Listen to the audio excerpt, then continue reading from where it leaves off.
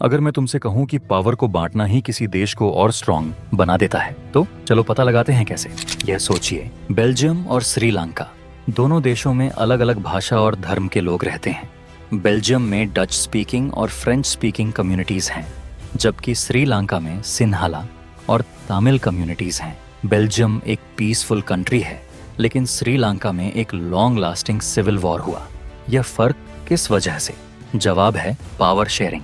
Belgium में लोगों ने अपने बीच में पावर डिवाइड किया और सभी कम्युनिटीज को इक्वल राइट्स दिए, जिससे वहां पीस बना रहा। लेकिन श्रीलंका में तमिल कम्युनिटी को इग्नोर कर दिया गया और उनको इक्वल राइट्स नहीं दिए गए, जिसका नतीजा था एक लंबी सिविल वॉर। तो आज हम ये समझेंगे कि पावर शेयरिंग डेमोक्रेसी की सुपर पावर कैसे है, ये किस तरह से एक देश को स्ट्रॉन्गर, पीसफुल और यूनिफाइड बना सकता है।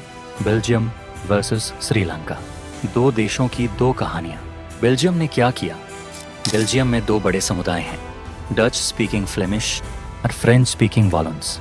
लेकिन वहां किसी एक समुदाय को ज्यादा पावर नहीं दी गई। इंस्टेड उन्होंने पावर शेयरिंग को अपनाया। दोनों समुदायों को सरकार में बराबरी की भागीदारी दी गई। नतीजा, शांति और एकता बनी रही, सभी को रिप्रेजेंटेशन मिला और कोई भी निग्लेक्टेड नहीं हुआ।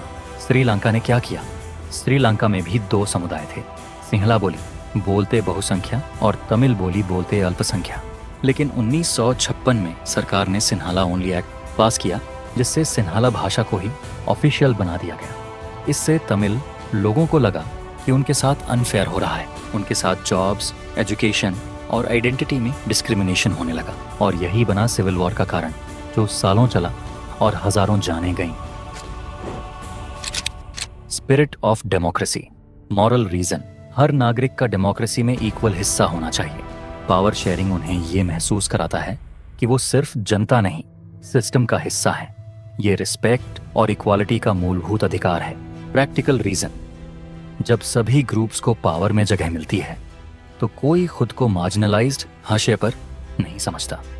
इससे कॉन्फ्लिक्ट कम होते हैं और पीस, यूनिटी और स्टेबिलिटी बढ़ती है।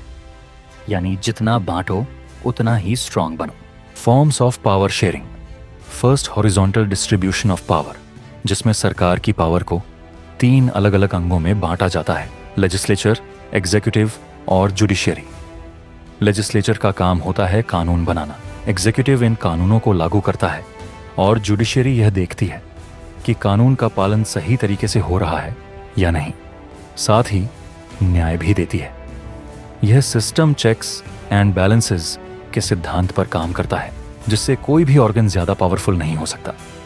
यह एक तरह की म्यूचुअल कंट्रोल है, जहां हर संस्था दूसरे को रोक और बैलेंस कर सकती है।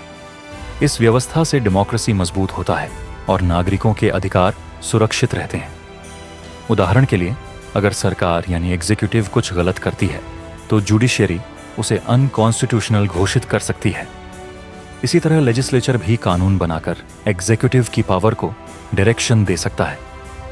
इस प्रकार हॉरिजॉन्टल पावर शेयरिंग देश में डिक्टेटरशिप की संभावना को कम करता है और सिस्टम को अकाउंटेबल बनाता है।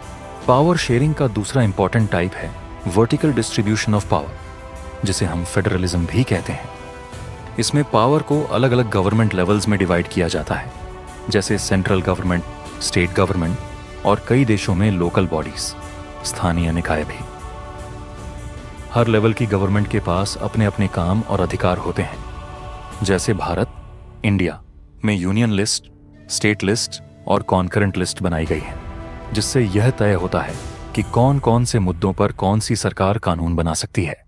इस सिस्टम में हर लेवल की सरकार इंडिपेंडेंट तरीके से काम करती है, लेकिन सभी मिलकर नेशन को चलाते हैं। इससे पावर एक जगह कॉन्सेंट्रेट नहीं होती और जनता को लोकल लेवल पर भी भागीदारी मिलती है। यूनाइटेड स्टेट्स और इंडिया जैसे देशों में यह सिस्टम बहुत अच्छी तरह से काम कर रहा है। वर्टिकल पावर शेयरिंग से डेमोक्रेसी और पार्टिसिपेशन दोनों को मजबूती मिलती है, क्योंकि लोग अपने नजदीकी स्तर पर ही समस्याओं का समाधान पा सकते हैं।